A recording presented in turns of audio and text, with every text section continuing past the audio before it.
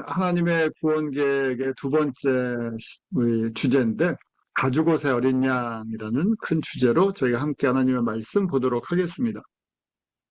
자, 이 도표는 여러분들이 계속 보시면서 이제 외우셔야 할 가장 대표적인 도표, 시간표입니다. 아담의 타락을 저희가 기원전 4114년, 성경의 이제 학자들이 전통적으로 4114년으로 보는데, 자, 이때부터 우리 시간이 시작이 되었죠. 우리 인간의 역사가 시작이 되었는데, 그 인간의 모든 역사, 인간의 계획과 모든 것이 하나님의 구원 계획 안에 들어있다 보는 것이죠. 그래서 500년 단위로 또 1000년 단위로 중요한 성경적인 사건을 믿음의 인물을 통해서 보여주시는 것이 예수 그리스도에 대한 예표들이다 하는 것이에요. 예수님이 초림하셔서 어떤 일을 할 것인가, 그 일이 어떻게 하나님의 구원을, 하나님의 백성을 구원하는 일을 이루어 나갈 것인가. 그래서 저희가 아담의 타락을 4114년으로 보고 500년 단위로 1000년 단위로 중요한 사건, 그래서 이 표를 여러분들이 머릿속에 외우셔야 되는데, 연도까지는 아니래도 큰 연도, 주전 4000년, 그 후에 500년 후에 에녹, 그 후에 500년, 주전 3000년경에 노아가 태어나고, 또 노아가 600세 때 홍수가 되니까 2500년, 기원전 2500년 전에 성경의 시간으로 제가 성경적으로 봤을 때 홍수가 이때 일어났다고 보는 거예요. 그리고 홍수 후 우리 아브라함이 주전 2000년경에 태어나고, 그 후에 500년이 지나서 주전 1500년에 모세를 통해서 출애굽의 역사를 이루시죠. 그래서 모세는 정확하게 출애굽을 이루는 것을 우리 역사학자들이, 성서 역사학자들이 1446년으로 보죠. 그래서 지금 여기서 그래도 꼭 기억해 주시면 좋은 것이 4114년, 그 다음에 1446년, 기원 전입니다. 그렇게 500년 단위로 하나님의 구원의 역사가 어떻게 전개될 것인가가 한 막씩 막이 바뀌는 거예요. 영국으로 얘기하면 막이 바뀌면서 더 선명해지죠. 그래서 결론적으로는 바로 여자의 후손으로 오신다는 거예요. 남자의 후손이 아니라 여자의 후손, 죄를 알지 못하는 여자의 후손, 창세기 3장 15절, 여자의 후손으로 오신다는 걸 보여주시는 사건들을 한 막씩 결론이 이거예요. 여자의 후손으로 오시는 성육신하는 예수 그리스도, 그 십자가의 보혈로 우리의 죄를 씻어주시고 구원하실 것이다.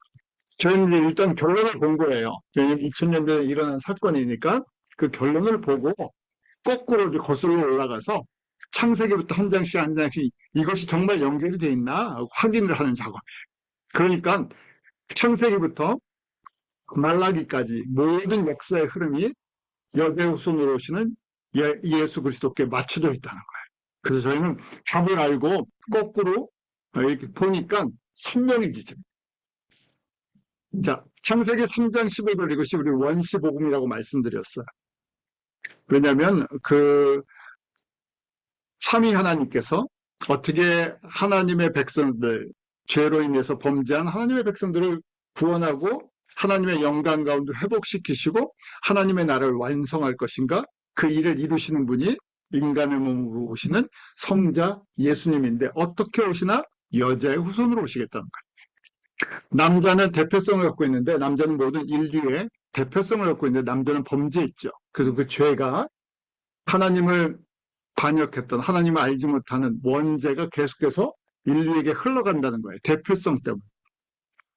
그래서 그 죄를 알지 못하는 여자, 남자를 알지 못하는 여자, 죄가 흘러가지 않은 여자의 몸을 통해서 오시겠다 하는데, 그 여자와 마귀가 원수가 돼서 이 안에 영적인 전쟁이 일어날 것을 말씀하시는데, 여자의 후손으로 오시는 성자 예수님께서 사단의 머리를, 뱀의 머리를 상하게 한다, 죽음의 권세를 깨뜨린다, 죄의 권세를 깨뜨려 버리신다는 거예요. 또 마찬가지로 뱀의 이 권세를 갖고 있는 사단의 권세, 사단이 어떻게 할 건가? 여자의 후손으로 오시는 예수님의 발꿈치를 상하게 할 것이다. 고통과 그 다음에 부끄러움과 품을 줄 거라는 얘기예요. 근데 그것이 생명이나 하나님의 영광을 가릴 수가 없죠. 하나님의 뜻을 꺾지는 못해요. 그래서 고난과 질고를 지게 하고 십자가의 부끄러움을 당하게 하는 그 모습이 있다는 얘기죠. 자, 이것이 원시복음이에요. 이 그림이 이제 한 단계 한 단계씩 한 막씩 전개될 거예요. 그래서 첫 번째 전개되는 이 여제후손을 어떻게 전개하실 건가 하고 보여주시는 거예요. 그것이 가죽옷의 어린 양이에요. 첫 번째, 그래서 복음이 첫 번째 지금 여제후손을 통해서 오신다는데 어떻게 전개될 것인가 하는 그 첫 번째 막이 가죽옷의 어린 양. 자, 저희가 잘 아는 것처럼 아담과 하와가 범죄한 후에 벌거벗은 것을 부끄러워했다고 창세기 2장 25절에 나왔어. 그래서 이 부끄러운 몸을 감추기 위해서 무화과 나무 잎을 엮어 치마를 하였더라. 그래서 첫 번째 옷의 기원이 나와요. 가먼트 비즈니스가 이렇게 시작이 됐어. 무화과 나무 옷부터 시작해서 이 저희가 아는 이 지금 패션이 시작이 됐어. 여기 질문이 있어요. 그러면서 3장 21절에 여제 후손으로 오신데 갑자기 뜬금없이 여호와 하나님이 아담과 그 아내를 위하여 가죽옷을 지어 입히셨다. 그래서 저희가 이걸 문자적으로 보면 무화과 나무 잎은 왜요? 일회용이에요. 왜냐면 빨리 말라서 사용할 수가 없어. 오래 쓰고 질긴 뭘 만들어 주셨다고요? 가죽옷을 만들어 주셨다. 이렇게 생각하면 너무 문자적으로 생각하는 거고. 첫 번째 질문. 여러분들이 이제 성경을 가리키고 나누시다 보면 항상 쫓아오는 질문이에요. 왜 그전까지는 벌을 벗었는데 붙지 않았다는 얘기죠. 죄를 범한 다음에는 같은 모습인데 부끄러워했을까? 그리고 부끄러워서 어디를 가렸어요? 특정 부분 그렇죠. 자, 특정 부분을 가렸어요. 왜 머리를 가린 것도 아니고 목을 가린 것도 아니고 제가 아는 특정 부분을 가렸어요. 왜 가렸을까 거기에? 그럼 복수는 부끄럽지 않았는데 죄를 범한다면 부끄러워졌다는 거예요. 그 부분이 왜 그랬을까? 여러분들 답을 하셔야 돼요. 그 답은 뭐가 되냐면요. 자, 하나님의 창조 그 원리에 있어. 우리가 잘 아는 것처럼 하나님께서 아담과 하와를 만드신 다음에 문화명령이라고 하는 생육하고 번성하고 땅에 충만하고 땅에 다스려 그랬어요. 왜냐하면 아담과 하와를 통해서 하나님의 백성이 자녀들이 이 땅에 충만히 퍼져서 모든 피조세계의 지휘자와 같이 컨덕터가 돼서 모든 피조물들을 지휘해서 누구에게요? 하나님께 영광을 돌리게 하는 역할을 맡아줬어요. 그러니까 생육하고 번성하고 충만한 것이 뭐예요? 하나님이 주신 복이에요. 그러니까 저희가 이 재생산하는 것, 자녀들을 낳고 재생산하는 것이 너무 값진 복이라는 거예요. 우리에게 주신 특별한 복이에요. 그런데 지금 문제가 생겼죠. 범죄한 후에 이 원죄 문제로 인해서 아담과 하와가 쫓겨나게 되죠.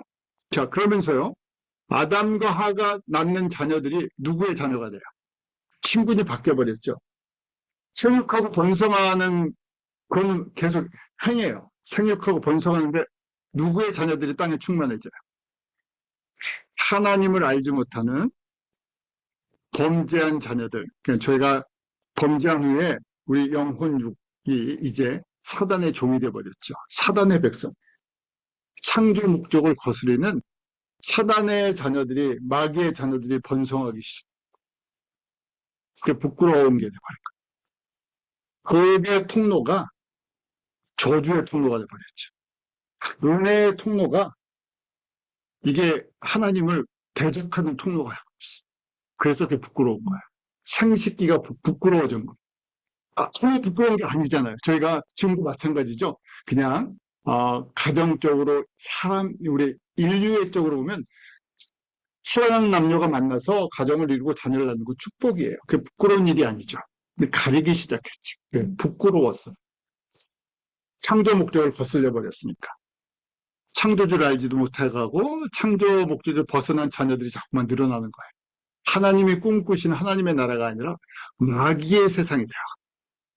물론 하나님의 주권 가운데 일정 기간 허락하신 거지만 그래서 사람들이 그 부분을 가리기 시작. 인위적으로 내 범죄함을 내 부끄러운 부분들이 바로 이 하나님 앞에서 하나님의 뜻을 저버리는 이 일을 하는 것을 가리기 시작했죠. 그런데 문제는 뭡니까? 사람이 아무리 가려도 우리의 죄를 가릴 수가 없어요. 우리끼리는 덮어줄 수가 있는데 하나님의 차원에서는 무화과 나무 잎으로 아무리 가려도 가려지지 않는다는 얘기예요. 그래서 하나님의 주권과 하나님의 그 은혜로 그릴 수 있는 방법을 만들어 주시다. 그래서 나뭇잎보다 당연히 가죽옷이 좋죠. 근데 가죽옷을 지어 입으려면 뭘 잡아야 돼요? 동물을 잡아야 돼요.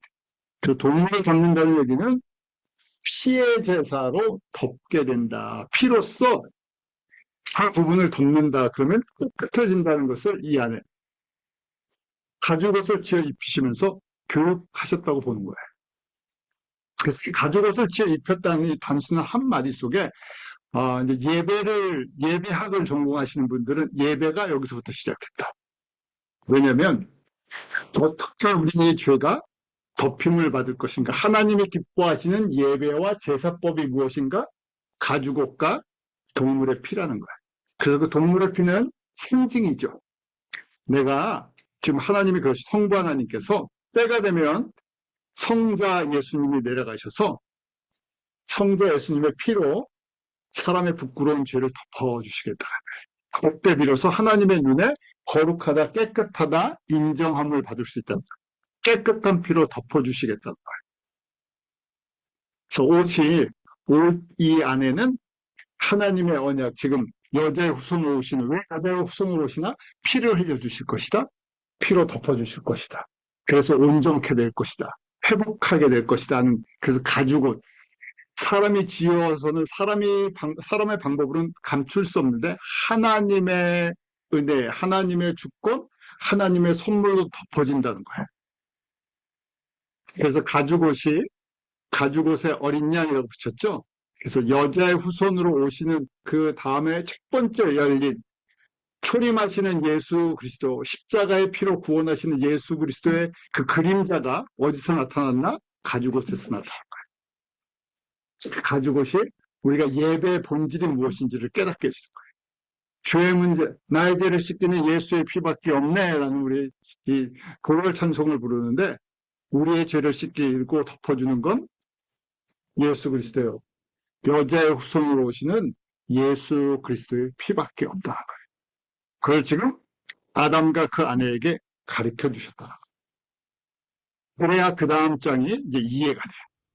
그 다음 이제 두 번째 하나님의 구원 계획, 두 번째 그림이 4장에 나오는 아벨과 가인의 제사예요. 이것 때문에 사람들이 굉장히 흥분해요. 저희가 한편에 그냥 이 연결을 보지 않고 그냥 성경을 하나의 스토리텔링으로 이거서 스토리를 그냥 이것만 들어요. 그러면 이렇게 이제 듣죠. 아벨이랑 가인이 하나님께 제사를 지내요. 그러니까 지금 뭡니까? 아벨과 가인이 하나님 앞에 제사를 지낸다는 건 제사법을 배웠다, 안 배웠다요? 배웠다는 얘기예요. 누구한테 배웠겠어요? 아버지 엄마 아담과 하와한테 배웠어. 그래서 저희가 3장 21절이 그 가장 기본이 되는 이 예배와 제사법을 가르쳐주는 근거가 되는 거예요. 그래서 배웠어요. 자, 아벨, 저희가 아는 것처럼 양을 치는 사람. 그래서 양의 첫 새끼야 기름을 드렸어요. 그랬더니 여호와께서 어떻게 해요? 아벨과 그 제물을 받으셨다. 근데 가인은요? 안 받으셨어요. 가인은 농사하는 사람이니까 그렇게 얘기할 수 있죠. 농산물로 인해서 그렇게 이제 생각할 수 있어요. 그 가인의 제사를 왜 받지 않으셨나? 왜 아벨의 제사만 받으셨나? 무슨 차이가 있나? 농산물 때문에 그런가? 아니면 그 하나님께서 육식을 좋아하셔서 그 새끼와 기름과 고기와 그 피를 좋아하셨나? 하나님 육식하시구나. 이 야채보다 그렇게 하는 건 제가 그냥 이 문자적으로 웃으려고 하는 얘기고요. 진짜는 근거가 되는 거는 지금 3장 21절이랑 이제 믿음장이라는 히브리서 11장 4절이 근거예요. 우리 믿음장에 이렇게 기록되어 있습니다. 믿음으로 아벨은 가인보다 더 나은 제사를 하나님께 드렸다. 그래서 의로운 자라 하시는 증거를 얻었다고 돼 있죠. 이게 차이가 있죠. 뭐가 차이가 있어요? 믿음으로라는 것이 차이가 있어요. 그래서 하나님이 그 예물에 대해 증거하심이라 저가 죽었으나 그 믿음으로써 오히려 말을 믿음이 있어서 그렇다는 거예요. 그 믿음이라는 게 어떤 믿음이에요? 내가 진짜 신실하게 내가 삼위 하나님을 믿습니다 하고 제사를 드렸더니 그걸 받으시고 받으시든지 안 받으시든지 그냥 시켜서 합니다. 거기서 믿음이 없어 그 차이인가요? 믿음은요. 저희가 잘 아는 것처럼 로마서에 어디서부터 납니까?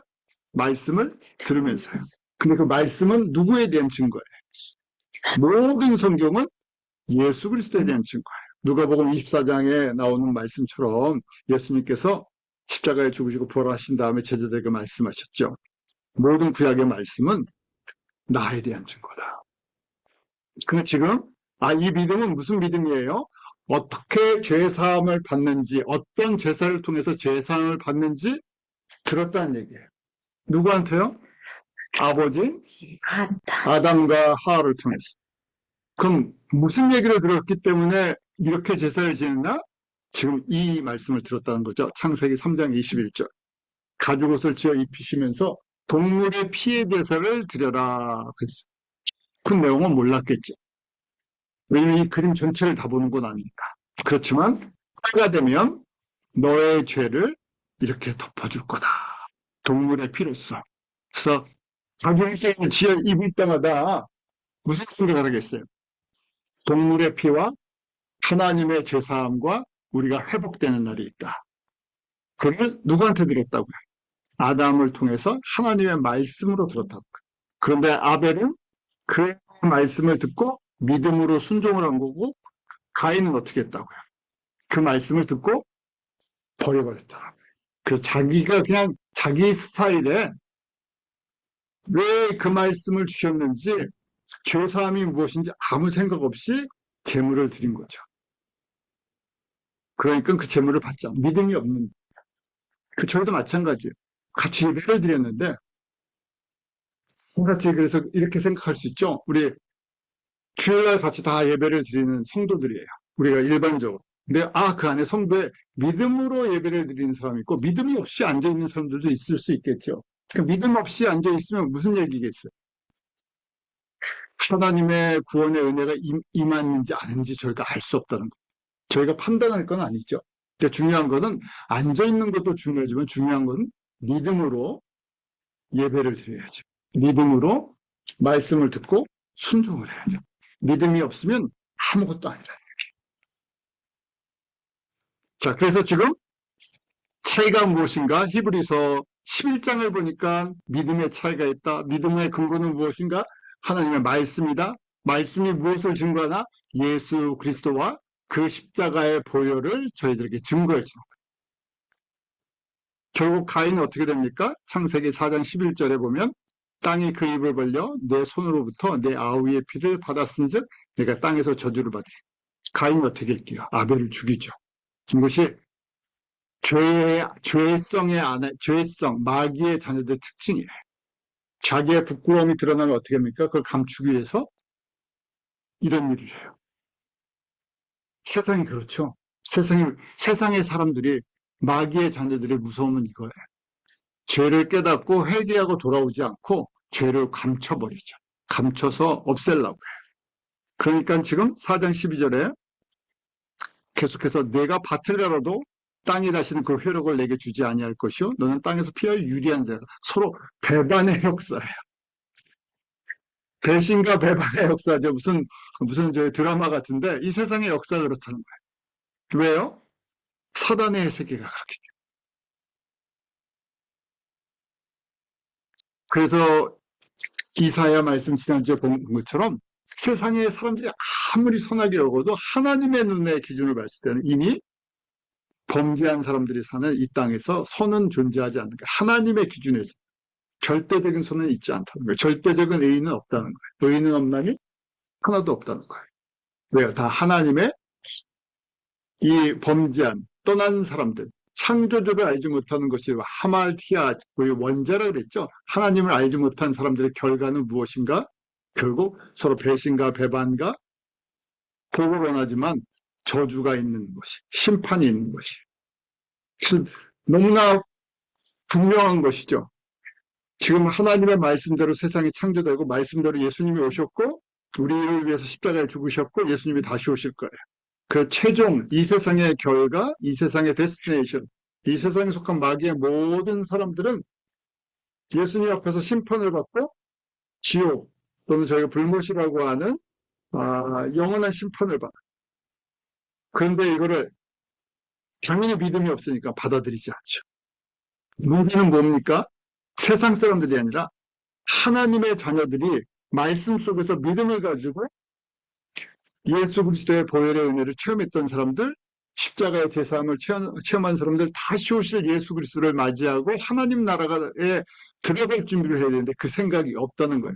왜요? 믿음이 없어서. 믿음이 너무 없는 것이 아니라 너무 작아서. 작은 거죠. 믿음이 자라야 되는데 자라지 않습니다. 그래서 세상 사람들과 똑같은 방법으로 살아가는 모습들이죠. 자, 지금 가인의 모습이에요. 그래서 가인의 자녀들, 가인을 통해서 나는 자녀들은 계속해서 이 역사를 써나가요. 서로 저주하고 죽이고 자기를 보호하기 위해서 남을 핍박하는 모습으로 가죠. 자, 그 다음에 이제 지금 여자의 후손으로 오시는데 어떻게 오시나? 가죽옷의 어린 양, 동물의 피와 하나님의 은혜로 덮어주셔야 죄가 덮어진다는 거예요. 두 번째, 믿음의 제사, 우리 아벨의 제사죠. 어떤 믿음이요? 때가 되면 동물의 피로 우리를 위해서 속죄하실 여자의 후손 예수 그리스도예요. 이제 그림이 하나씩 하나씩, 그래서 한 막 한 막 지날 때마다 그림이 선명해져요. 자, 그러면서 5장이 시작됩니다. 창세기 5장. 5장에 갑자기 족보가 나와요. 저희가 성경에 족보가 나오면 대부분 다 어떻게 합니까? 그냥 스킵하고 넘어가요. 이름도 읽기 힘든, 이름도, 아니, 우리 집 족보, 우리 집안 족보도 잘 모르는데, 뭐 하면서, 한국 사람의, 요새는 학생들이 역사도 잘 안 배우는 것 같아요. 그래서 한국 역사도 잘 모르는데, 무슨 우리가 이스라엘 유대인의 역사를 배우느냐, 또 뭐 족보, 이런 족보를 왜 읽냐, 그래서 쑥 넘어가려고 그러는데, 자, 그러면, 성경이 장수 늘리려고, 하나님께서, 야, 여기 장수가 너무 작으면 이게, 하나님의 말씀으로 너무 권위가 떨어진다. 장수 좀 늘리자. 그래갖고, 이거 한 장 더 넣어놓으신 거 아니죠? 이유가 있어요. 모든 하나님의 말씀은 우리가 구약에 봤을 때, 구약의 모든 말씀은 예수 그리스도에 대한 예표적인 그림. 5장은 어떤 모습이 있나 한번 보죠. 자, 가인이 아벨을 죽이고 하나님께서 대신 또 아들을 주셨어요. 이게 하나님의 이 구원을 이루어 나가는 하나님의 백성들의 계보예요. 그래서 저희가 크게 하나님의 백성들의 계보가 있고 하나님의 자녀들이 아닌 세상 사람들의 계보가 있다는 것을 여기서 이제 알게 돼요. 같은 자녀들인데도 구별이 돼요. 아담의 자손 중에서 셋이 믿음의 자손이라고 해요. 하나님의 구원을 이루는 믿음의 자손이 되죠. 그래서 아벨 대신에 다른 씨를 주셨다 해서 이름이 셋이라고 돼 있어요. 그러고 나서 우리 아담부터 노아까지 10명의 10대 손들의 이름이다. 5장 1절 이것은 아담의 계보를 적은 책이니라. 하나님이 사람을 창조하실 때 하나님의 모형들을 지으시면서 하나님의 백성들의 라인을 이어나가게 하세요. 구원의 그 역사를 이룰 백성을 이어나가게 하시죠. 자, 그래서 여러분들 잘 찾지 않는 신경을 보셔야 됩니다. 몇 번 하셨죠? 이거요. 네. 제가 일부러 여기다 나머지는 안 써주었어요. 이거 하면 1시간 좋게 걸립니다. 성경만 빨리 저희가 이제 읽을 거예요. 읽으면서 확인만 할 거예요. 이건 여러분들이 이제 성경 공부하실 때 쓰시라고 하는 거예요. 확인도 하시고 사용하시라고. 자, 우리 오랜만에 성경을 좀 피세요. 없으면 핸드폰에서 피셔도 됩니다. 우리 창세기 5장에 보면 아담 자손의 계보가 나와요.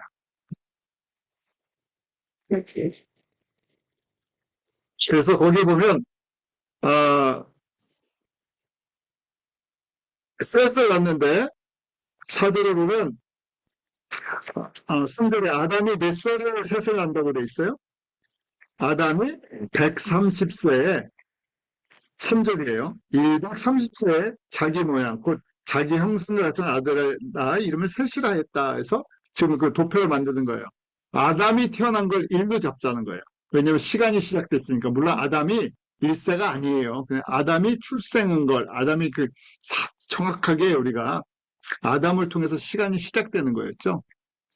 자, 아담이 한 살이었을 때 기준으로 해서 130세에 셋을 낳았대요. 셋을 낳은 후에 4절, 셋을 낳은 후에 800년을 지내면서 자녀를 낳았어요. 800년 동안. 그러다가 몇 살을 죽었어요? 아담이 930세에 향수하고 죽었더라. 그 제가 도표에 아담 사망시 나이가 930살이에요. 그래서 아담을 기준으로 아담이 몇 년도에 죽었냐? 930년에 죽었다는 거예요. 이해되시죠? 자, 아담 기준으로 아담이 타락한 순간이겠죠?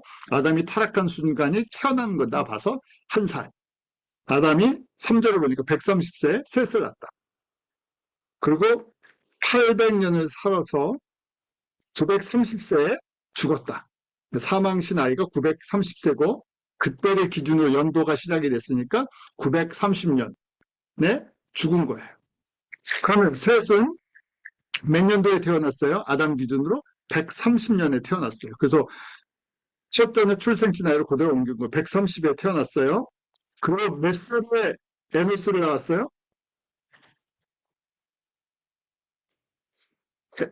에노스를 몇 살에 낳았죠? 105세. 이거 다른 분들이 말씀을 안 하시니까 저희가 하는 것 같네요. 5세.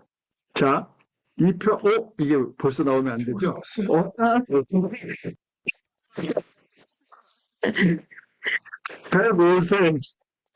5세. 에노스를 낳았어요.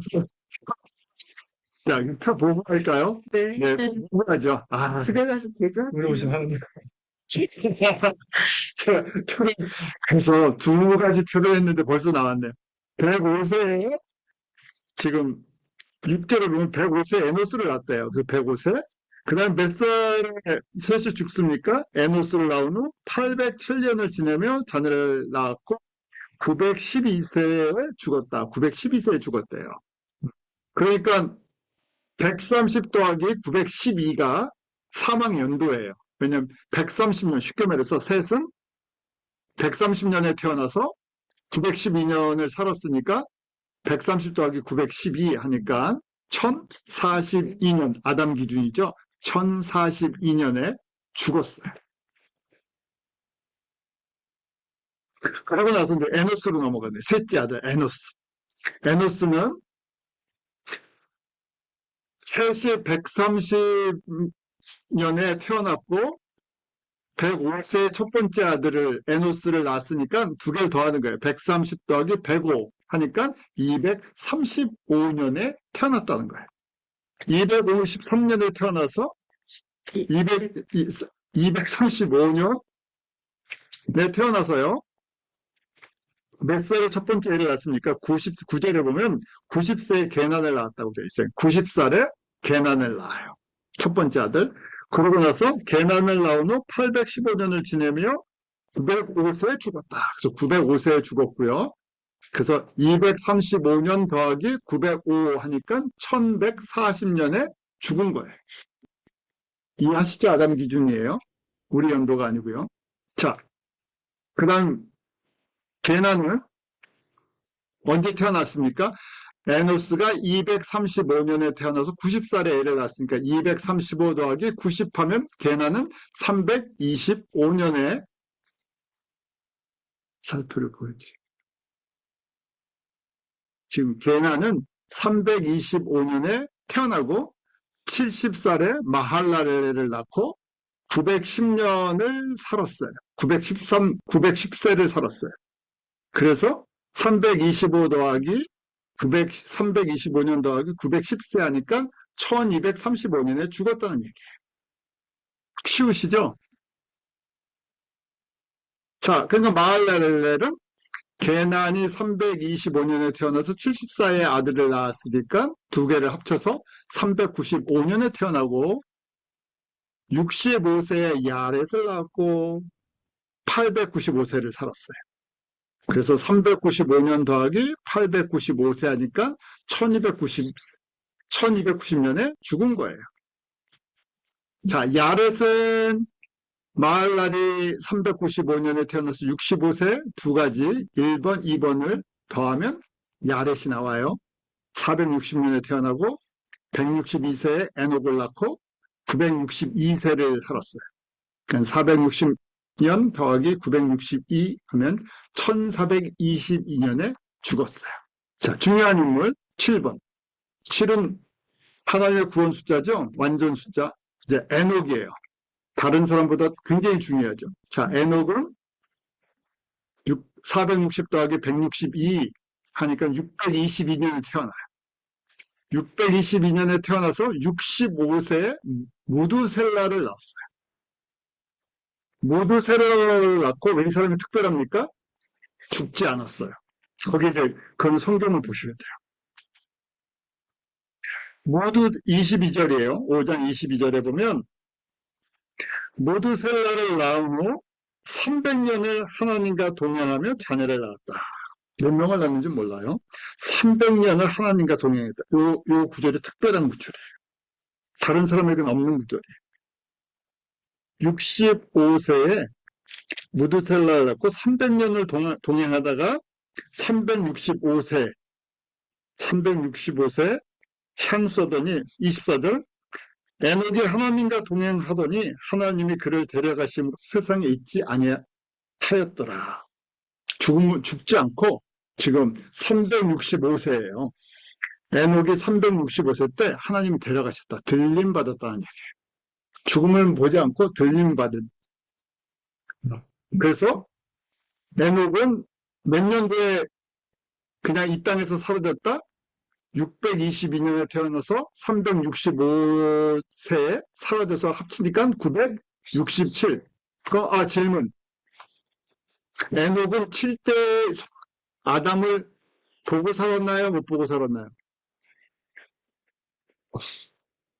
잘 못 살아요. 아담이 몇 년도에 죽죠? 930년. 에녹은 몇 년도에 태어나죠? 622년. 그러면 에녹이랑 아담이랑 몇 년을 같이 보내죠? 약 308년. 에녹이 308세까지 아담을 보고 있었다는 얘기. 그리고 308세에서 약 58년, 약 60년 후에 들림을 받은 거예요. 별 차이 안 나잖아요. 아담이 930년에 죽었는데 967년에 들림 받았어요. 37년 차이 난다는 얘기. 이런 게 보면 참 재밌어요. 아, 그 시대 참 재밌었겠다. 네. 7대 할아버지까지 같이 300년을 같이 살고 있었으니까요. 아, 이 성경을 이렇게 보면 재밌죠? 그 다음에 에녹이 무두셀라를 낳았죠? 65세. 그래서 더하니까 687세 무두셀라가 태어나요. 그 다음 무두셀라가 라멕을 187세에 낳았습니다. 자, 그 다음에 또 이 사람이 굉장히 중요해요. 이 무두셀라는 라멕을 낳은 다음에 782년을 지내며 자녀를 낳고 5장 27절 몇 세에 죽죠? 969. 예, 이것도 외우기 쉽죠? 969. 꼭 꼬리 읽어도 969, 앞으로 읽어도 969. 왜 이 사람이 중요합니까? 성경에서 제일 장수한 사람. 어떤 다 이렇게 보면, 저희가 보면, 다 900년대, 거의 900년에서 1000년 사이에 살았었죠? 아담부터 노아까지. 그래서 제일 오래 산 사람? 무두셀라예요. 969년. 장수 왕이세요. 그래서 무두셀라가 죽을 때가 1656년. 687 더하기 969니까. 1656년 굉장히 중요한 숙제하세요. 이것도 알아두시면 참 좋아요. 제가 좀 이따 설명드릴게요. 자, 그래서 라멕은 687년 더하기 187년, 187세에서 874년에 태어납니다. 그리고 182세에 노아를 낳아요. 노아를 낳고 살다가 777세에 돌아가십니다. 그래서 라멕이 죽을 때가 1651년이에요. 라멕이 무드셀라 아들이죠? 근데 무드셀라보다 더 일찍 죽었어요. 그렇죠? 자, 그 다음에 이제 10대 손. 노아는 라멕이 874년에 태어나서 182세에 낳았으니까 1056년이에요. 그러니까 아담부터 노아까지 몇 년이 걸렸다고요? 10대가 걸리는 이 시간이 1056년.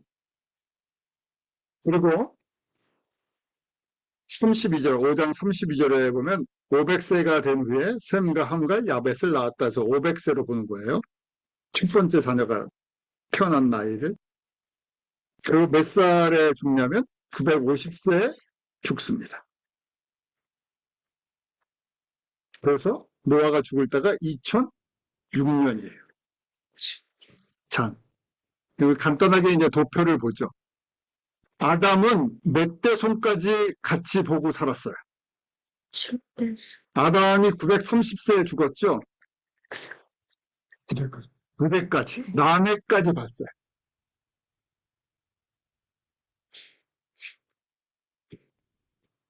그럼 최소한 라멕이랑도 56년 정도 같이 보냈다는 얘기예요. 같이 살았나요? 같은 집에 있었는지는 모르겠습니다. 그렇지만 9대 손까지 같이 지냈어요. 그리고 제일 오랜 산 사람이 969세를 산 무드셀라예요. 무드셀라가 아담 기준으로 1656년에 죽습니다. 자, 이제 요거를 여러분들이 이 도표를 왜 여기다 이렇게 날짜까지, 이 연도까지 집어넣으시면서 이걸 집어넣으셨을까? 이게 하나님의 구원 계획과 여자의 후손 예수 그리스도와 무슨 상관이 있나? 그러면 저희가 그냥 추측적으로 하나님의 말씀, 구약은 예수 그리스도의 그 초림 사건, 십자가의 사건에 대한 예표다. 그럼 이게 무슨 예표인가? 저희가 이 안에서 보여주는 게 많아요. 자, 아담 족속의 그 비밀을 고린도전서 15장 45절부터 47절에 보면 첫 번째 아담은 하나님께서 그 코에 생기를 불어넣으심으로 리빙 빅, 살아있는 존재가 되었어요. 생명을 받은 존재죠. 그런데 마지막 아담이 있다는 거예요. 마지막 아담은 살려주는 영. 그래서 거기에 보면 그 last 아담, life giving spirit이라 그러죠. 생명을 주는 성령을 소유하신 분. 무슨 얘기예요? 창조 때 그 코에 생기를 넣어주신 분. 그분이란 얘기예요. 첫 번째 아담은 흙으로 지음을 받아서 생기를 받아 나는 살아있는 리빙 비인이 되었다. 그렇게 됐죠. 피조물이에요. 생명을 받았어요. 그런데 마지막 아담은 거기만 life giving spirit이다 그랬죠. 예수님은 생명을 주시는 그 생명의 공급자시라는 얘기예요. 다른 얘기로 창조주시다. 아담을 창조하신 분이시다. 지금 하나님의 이 구원 계획을 진행하시는 분이시죠. 그래서 이 비밀을 바울이 깨달은 거예요. 먼저는 신령한 사람이 아니요 유괴 사람이요. 그 다음에 신령한 사람. 진짜 이 아담은 흙에서 왔던 존재예요. 근데 나중에 오시는 마지막 아담인 예수님은 하나님의 영이세요. 그래서 첫 번째 사람은 어디서 태어났나? 땅에서 태어났으니 흙에 속한 자. 둘째 아담은 하늘에서 속하신, 하늘에서 오신 분. 그럼 아담을 지어주셨나? 두 번째, 생명을 주시는 분을 우리에게 가르쳐 주기 위한 아담도 하나님의, 예수님의 예표다, 그림자다, 이렇게. 첫 번째 아담은 불완전한 것, 피조물. 두 번째 아담은 완전한 분, 창조주. 생명을 주시는 분. 그걸 보여주려고 지금 이렇게 그림이 그려졌다. 첫 번째 아담은 마지막 아담에 대한 예표, 그림자. 첫 번째 아담은 불완전한 피조물, 마지막 아담은 살려주는 하나님의 영, 하늘에서 난 자, 창조주가 직접 오셔서 흙에 속한 사람들 다시 살려주시는 거예요. 살려주는 것만 아니라 완전케, 온전케 해주시죠. 이게 이 족보 가운데, 그래서 지금 족보를 보니까 1000년 가까이 살았는데 무슨 역사예요? 죽음의 역사예요. 1000년을 살고 계속 산다는 소망이 아니라 1000년 동안 흙으로 되어가는 과정이에요. 다 잃어버리는 거예요. 아무리 1000년을 살아도 뭡니까? 소망이 없어요. 죽는 거니까요. 심판이 있으니까요. 거로움의 연속이죠. 고통의 연속이에요. 왜요? 하나님의 손길을 이 에덴 동산을 벗어난 이후부터는 어떻게 됩니까? 사단의 땅이 됐어요. 땀을 흘려도 열매를 따먹는다는 보장이 없고 엉겅퀴가 나요. 배신의 역사예요. 서로 살기 위해서 죽일 수도 있어요. 그래서 1000년 동안 이 땅을 유리하면서 나를 생존하기 위해서 버티는데 결국은 죽어가는 역사예요. 죽음의 역사예요. 자, 이거는 저희들에게 또 뭘 말씀해 줍니까? 마지막 예수님이 오실 때 이게 반전이 일어나요. 그래서 이 반대로 뭐가 있죠? 예수님이 오시면서 이 땅에 1000년 왕국이 있다는 얘기예요. 그래서 이게 회복되는 과정이에요. 이긴 1000년, 저희는 회복되는 1000년이에요. 죽어가는 1000년, 저에게 1000년왕국 때는 영원한 생명을, 영원한 하나님의 백성으로 살아가는 1000년이에요. 그뿐이에요. 감격이에요. 이제 이 천년왕국 끝나면 우리는 새하늘 가세 땅에서 영원토록 예수님을 섬기면서 살 수 있는 놀라운 특권을 누려요. 그래서 그때는 감격과 기쁨이죠. 천년왕국 동안에는 예수님이 왕이시죠. 그래서 이 안에 어둠의 권세가 정말 눌려 있죠. 그래서 천년왕국을 이 땅에서 경험하고 저희가 이 땅에서 천년왕국이라는 어떻게 보면 하나님의 나라의 맛을 본 다음에 진짜 새하늘 가세 땅으로 옮겨가죠. 그래서 잃어버린 1000년, 거기는 회복되는 1000년. 잃어버린 에덴 동산, 저희는 완성된 에덴 동산. 이런 개념으로 바뀌어 나가는 거예요. 그래서 이 안의 시작이, 복음의 시작, 여자의 우선, 예수 그리스도를 통해서 이루어진다는 거예요. 어떻게 오시나? 인간으로 오시는 거예요. 성육신, 우리 이제 신학적으로는 성육신, 인카네이션이라고 얘기하는데, 순서적으로는 창세기 3장 15절, 여자의 후손으로 오신다는 거예요. 여자의 후손으로 오신다는 게 무엇인가? 완전한 인간이 되어 오시는데, 죄 없는 모습, 이사야의 증거처럼 동정녀를 통해서 오신다는 거예요. 그래서 예수님께서 마태복음 5장 17절, 18절에 우리가 잘 아는 산상수훈에 이렇게 말씀하시죠. 내가 율법이나 선죄를 폐하러 온 줄로 생각하지 마라. 폐하러 온 것이 아니라 완전하게 하려 왔다. 그래서 진실로 너에게 이르노니 천지가 없어지기 전에는 율법의 1.1획도 결코 없어지지 아니하고 다 이루리라. 왜냐하면 히브리어는 점으로 몸을 표시한다 그랬어요. 그래서 점이라는 것이 그냥 단순한 점이 아니라 단어 하나의 뜻을 의미하고 있는 거예요. 그래서 한 단어 하나, 한 단어, 성경에 나오는 한 단어 한 단어, 하나님의 언약 하나하나가 다 이루어진다는 거예요. 그래서 그 적용되는 첫 번째가 무엇입니까? 여자의 후손으로 오신다는 거 반드시 이루어진다. 그 말씀대로 이 땅 가운데 동정녀로 오신 거죠. 그리고 십자가에서 우리의 죄사함과 구원을 이루셨어요. 그래서 율법 하면 우리 이제 구약에 모세의 율법 하면 우리 대표적으로 모세가 진 이 모세 오경을 이야기하죠. 창세기, 출애굽기, 레위기, 민수기, 신명기, 그다음에 선지서들, 나머지 선지서들. 그러니까 모든 성경이에요. 모든 성경이 예수님을 통해서 완성되어 간다. 언약하시고 보여주셨던 거. 그래서 지금 아벨을 통해서 보여주셨던 거, 가죽옷의 어린 양을 통해서 보여주셨던 거, 그럼 족보를 통해서 보여주신 것도 우리에게 이루신다는 거예요. 족보를 통해서 아까 7번째 에녹을 대표적으로 보여주셨어요. 다른 자손들은 그런 표현이 없는데 에녹은 무드셀라를 낳은 다음에 300년 동안 하나님과 동행했다 그랬죠? 무드셀라를 낳고 300년간 하나님과 동행하다가 들림을 받았다. 그랬어요. 하나님과 동행했던 사람이에요.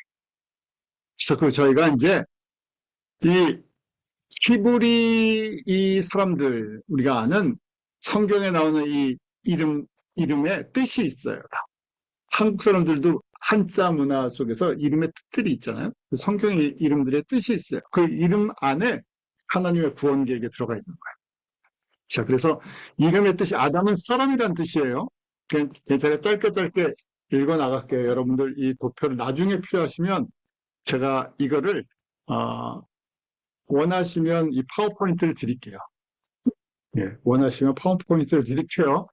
그렇지만 이해하셔야죠. 이게 무슨 뜻인가? 아담은 그 단어의 뜻이 사람, man이라는 거고, 셋은 임명되었다, appointed. 에노스는 죽을 수밖에 없는 존재, mortal이라는 뜻이고요. 게나는 스품이에요. 마할랄레는 복된 하나님. 야렛은 내려올 것이다. 에녹은 가르친다, teaching이라는 의미를 갖고 있어요. 무드셀라는 합성어인데, 무드랑 셀라의 합성어예요. 무드는 죽음이라는 것이고, 셀라는 뭐뭐 가져올 것이다, shall bring이라는 뜻을 갖고 있어요. 라멕은 한탄이고, 노아는 위로, comfort예요. 그래서 이거를 갖다 쭉 그냥 그대로 읽으면 이런 뜻이에요. 10대를, 이 아담 5장에 아담 자손의 이름, 이 나이를 통해서 하나님의 구원의 예수 그리스도를 보여주는데, 아담은 죽을 수밖에 없는 존재로 임명이 되었어요. 슬픈 존재죠. 슬픈 존재. 그런데 복된 하나님이 내려오실 거라는 거예요. 그리고 그 무드셀라의 죽음이 몸을 가져올 것이다 하고 에녹이 가르쳐 줬어요. 네, 무드셀라는 저희가 좀 전에 본 것처럼 제일 오래 살았죠. 그래서 에녹은 가르치는 사람이었어요. 뭘 가르쳤나? 무드셀라를 낳으면서 가르치기 시작했다는 거예요. 65세 무드셀라를 낳고 300년 동안 하나님과 동행했죠. 무드셀라라는 이름을 하나님이 짓게 하시고 그 무드셀라의 이름이 에녹에게 하나님이 가르쳐 주신 게 있다는 거예요. 무드셀라가 죽으면 무한정 심판하실 거라는 거예요. 그래서 아들을 볼 때마다 무슨 생각이 나겠습니까? 하나님의 심판. 물로 심판하시는데 하나님이 오래 참으세요. 하나님은 심판을 원하시는 것이 아니라 회개하고 돌아오기를 원하셨죠. 그래서 오래 참으시니까 어떤 사람들이 너무 더디다고 생각하죠. 그래서 저희가 이 무드셀라가 제일 오래 살았던 거예요. 그리고 무드셀라가 죽을 때 홍수 심판이 정확하게 시작됩니다. 홍수 심판이 언제 시작됐나? 아담 죽고 1656년 지나서. 그래서 무드셀라의 죽음이 심판을 가져오실 것을 가리켰다는 거예요, 에녹이. 그런데 지금 복된 하나님이 이 땅 가운데 오실 것이고 한탄 가운데 있는 사람들에게 위안이 되실 것을 가르쳐 주신다. 그래서 이 이름을 정리하면 이런 거예요. 사람은 죽을 수밖에 없으며 그 결과 슬픔을 가진 존재로 임명됐다. 그런데 복된 하나님이 내려오실 거예요. 복된 하나님이 직접 내려오신다. 여자의 후손으로 내려오신다는 거예요. 그 죽음은 사람들, 한탄과 슬픔의 사람들에게 위안을, 컴포트를 주신다는 거예요. 이것이 이름 속에 있는 하나님의 구원 계획이라는 거예요. 그래서 이름도 그냥 어려운, 우리가 이해도 못하는 이름들을 그냥 막 집어넣으신 것이 아니라 이렇게 정리돼서 기억하라고 저희들에게 이름도 주시고, 그리고 이 천년의 잃어버리는 역사를 보여주면서 천년왕국을 바라보게 하시고 회복되는 과정, 잃어버리는 천년이 있었으면 회복되는 과정이죠. 그리고 이 10대 손들이 있는데 누가 그 중에 복을 받았어요?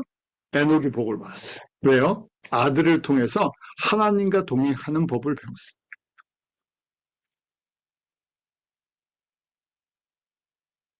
그리고 하나님과 동행하다 보면 이 홍수 심판, 또 이 세상의 그 심판을 당하지 않고 들림받을 거를 보여주죠.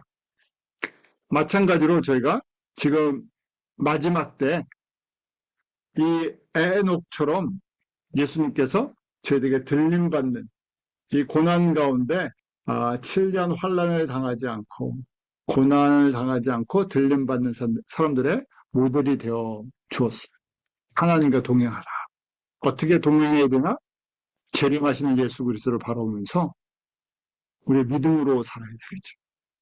하나님의 나라, 하나님의 뜻, 그리고 믿음은 이 하나님의 언약이 반드시 이루어질 거예요. 근데 하나님의 언약은 어떤 이 언약인가? 바로 이 예수 그리스도를 통해서 구원과 하나님의 나라를 완성하는 역사의 주인 되시는 것. 그래서 저희가 성경을 성서적인 역사관, 지금 하나님의 구원 계획을 이해하면서 믿음으로 받아들이고 준비해야 되는 거죠. 자, 이것이 지금 5장의 내용입니다. 5장의 내용은 우리에게 이 도표, 역사를 보는 눈을 갖게 해주셨어요. 그래서 저희가 이때는 어떻게 1000년 동안 살 수 있었습니까? 그래서 홍수 이전이죠. 이건 홍수 이전이에요. 홍수 이전은 1000년씩 살 수 있는 어떤 환경과 조건이 있었다고 보는 거예요. 그럼 우리 1000년왕국 때도 이 땅에서 예수님이 다시 오셔서 이 땅에 7년 환란이 끝나고 1000년왕국 시작할 때, 이때 환경으로 변화되지 않을까? 하고 보는, 지금 이 상태는 1000년을 살 수가 없잖아요. 그러니까 이 환경으로, 이런 모습으로, 이런 상태 조건으로 바뀌지 않을까? 하고 한번 그려볼 수 있는. 그리고 그 중에 믿음으로 하나님과 동행하는 삶이 사는 것이 얼마나 중요한 건가? 에녹을 통해서 보여주죠. 에녹을 통해서 지금 하나님의 심판, 물의 심판을 준비하고 거기서 건짐을 받죠. 저희도 불의 심판을 바라보면서 거기서 건짐을 받는 사람들, 영광에 참여하는 사람들, 특별한 은혜를 받는 사람들. 이런 것들 한번 저희가 이 표를 통해서 보죠. 이것이 예표이기 때문에 하나님의 구원 계획에 여자의 후손으로 오시는 예수 그리스도에 대한 예표의 모습을 저희가 지금 가죽옷의 어린 양, 아벨의 제사, 그리고 족보를 통해서 이 세 가지를 보았죠. 여러분들이 한번 잘 정리하시고 적용하시는 은혜가 있기를 원해요. 기도하겠습니다. 하나님 참 감사합니다. 제가 창세기 2장, 3장, 4장, 5장을 통해서 하나님의 이 구원과 하나님의 은혜의 그 통로들을 발견합니다.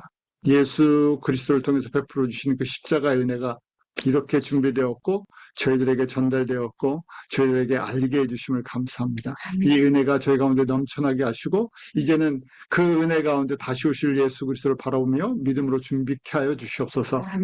점점 세상이 혼란하고 주님 오실 때 가까웠다고 많은 사람들이 증거하는데 그것을 그냥 한쪽 귀로 듣고 버리는 것이 아니라 때를 분별할 수 있는 지혜와 주님을 맞이하는 기쁨과 감격이 얼마나 큰 것인지 저희로 알게 하시고 주님과 동행하는 복 누리게 하시며 에녹과 함께 하나님의 앞에 들림받는 그 놀라운 영광의 자리에 서게 해 주시옵소서. 예수님의 이름으로 기도하옵나이다.